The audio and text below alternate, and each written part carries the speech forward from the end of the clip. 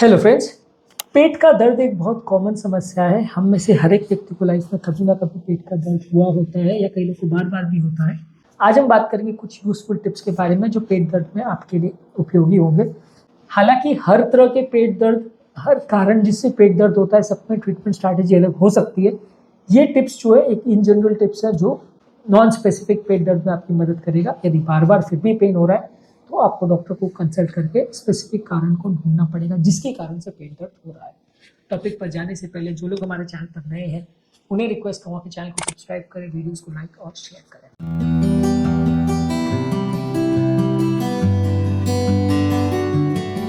यदि आपको बहुत पेट दर्द हो रहा है तो रेस्ट करिए, रिलैक्स करिए। बहुत ज़्यादा भागने दौड़ने का काम या चलने फिरने का काम मत करिए। ओवरऑल आपको फिजिकली एक्टिव रहना है। ओवरऑल आपको अपनी दिनचर्या अच्छी रखनी है। अगर आपको बार बार पेन हो रहा है तो आपको बहुत पड़े पड़े नहीं रहना है, लेकिन जब सीवियर पेन चालू है या पेट दर्द हो रहा है तो उस समय रिलैक्स करना, रेस्ट करना आपके लिए फायदेमंद होगा। उस समय बहुत स्ट्रेनुअस और फिजिकल काम आप करेंगे तो पेट दर्द बढ़ सकता है। इसके अलावा आपको बॉडी को हाइड्रेशन मेंटेन करना चाहिए। हाइड्रेशन मेंटेन करने के लिए आप पानी पी सकते हैं, हर्बल चाय ले सकते हैं, ब्रॉथ ले सकते हैं, सूप्स ले सकते हैं। ये सारी चीज़ें जो आपका डाइजेशन को इम्प्रूव करती है, पेट में थोड़ा सा अगर खाना फंसा है या कहीं चिपक रहा है तो उसको भी फ्लश आउट करने में मदद करती है और पेट दर्द के अलग अलग कारणों में मदद करती है। किडनी की पथरी की वजह से भी अगर पेट दर्द हो रहा है तो भी मदद करता है। तो पानी पीना ओवरऑल एक अच्छा तरीका माना जाता है पेट से दर्द में आपको राहत देने के लिए। इसके अलावा कुछ डाइटरी मॉडिफिकेशंस करिए। बहुत ज़्यादा मसालेदार, ऑयली या हेवी खाना एक बार में मत खाइए।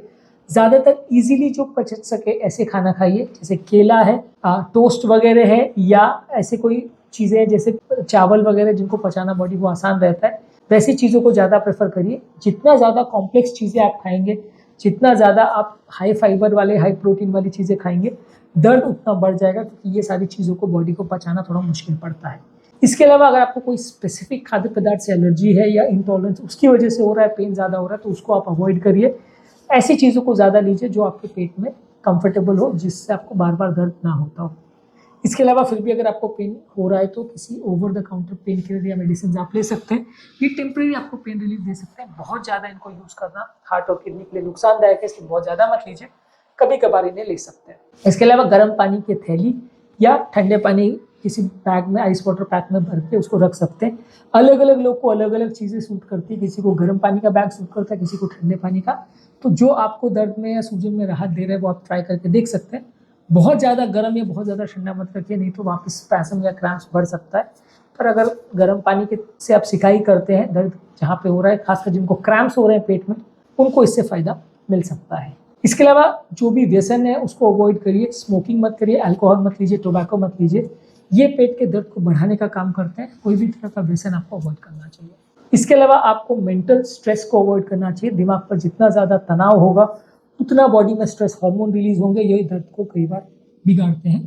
तो अगर आपको बहुत ज़्यादा मानसिक तनाव है तो उसे ज़्यादातर अवॉइड करिए, इससे आपका पेट का दर्द बेटर होगा। कोई भी पर्टिकुलर दवा से अगर आपको पेन बढ़ जाता है तो उसको अवॉइड करिए।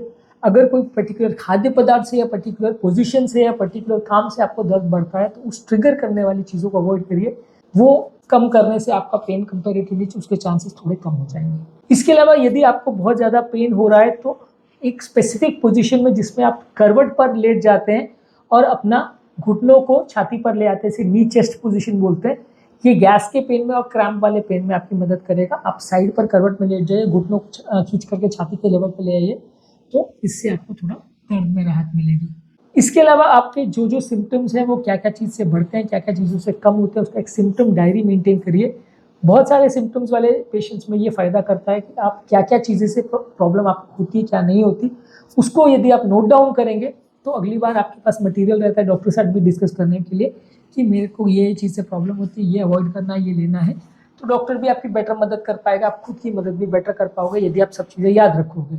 अगर आप सब चीज़ें भूल जाओगे कि 3 महीने पहले क्यों पेन हुआ था और 6 महीने पहले क्यों पेन हुआ था, तो फिर मैनेज करना मुश्किल होता है।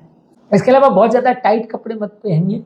टाइट कपड़े बहुत ज़्यादा पहनने से पेट पर खिंचाव या तनाव होता है, जिस पर दर्द आपको बढ़ सकता है। पेट में अगर दर्द पेट के प्रेशर की वजह से हो रहा है या एसिड रिफ्लक्स की वजह से हो रहा है तो रात को सिरहाना थोड़ा सा ऊपर कर लीजिए या सर का साइड को थोड़ा एलिवेट कर लीजिए, ताकि ग्रेविटेशनल फोर्स की वजह से एसिड कंटेंट या पेट में भरा हुआ कोई चीज़ हार्ट की तरफ या छाती की तरफ नहीं जाए, तो ग्रेविटी की वजह से वो पाँव की तरफ जाए।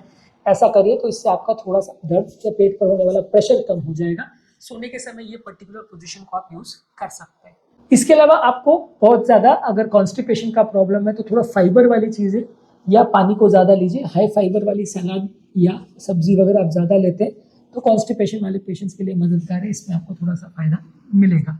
इसके अलावा आपको फिजिकली एक्टिव रहना है। रेगुलरली अगर आप एक्टिव रहते हैं, सब काम करते हैं, बैठे बैठे का जीवन नहीं जीते हैं, तो इससे दर्द में आपको थोड़ा राहत मिलेगा। ओवरऑल दर्द होने का चांस कम हो जाएगा। जिस तरह का आपको प्रॉब्लम है, जैसे अगर कॉन्स्टिपेशन हो रहा है तो आप कॉन्स्टिपेशन की दवाई ले सकते हैं, डायरिया अगर हो रहा है तो उसकी दवाई ले सकते हैं, पेट में दर्द होने वाली अगर स्पाज्म या मरोड़ की वजह से पेन हो रहा है तो उसके लिए स्पाज्म कम करने वाली दवाई ले सकते हैं।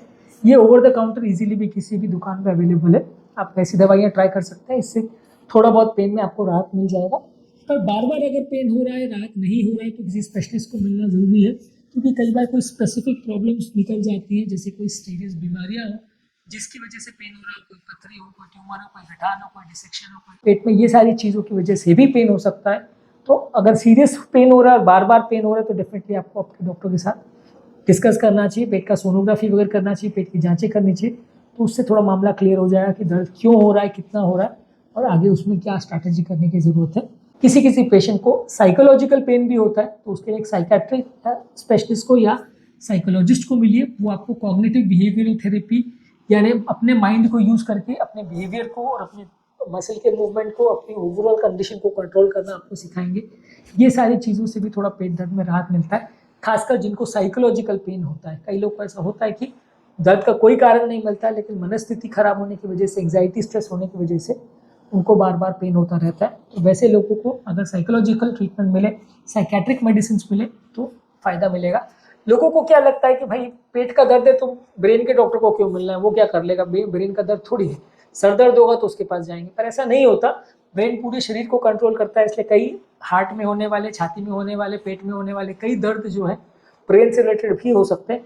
इनफैक्ट पाँव में होने वाले कई दर्द जो है या झुंझुनी वगैरह, वो पूरी तरह से ब्रेन से रिलेटेड होती है। तो हम कई बार पाँव के दर्द के लिए पेशेंट को अगर ब्रेन के डॉक्टर को मिलने को बोलते हैं तो वैसे देखते हैं कि भाई ये क्या बोल रहे हैं, दर्द तो पाँव में, ब्रेन के डॉक्टर को क्यों मिलना है। तो ये सारी चीज़ें क्या है, इंटरलिंक्ड होती हैं।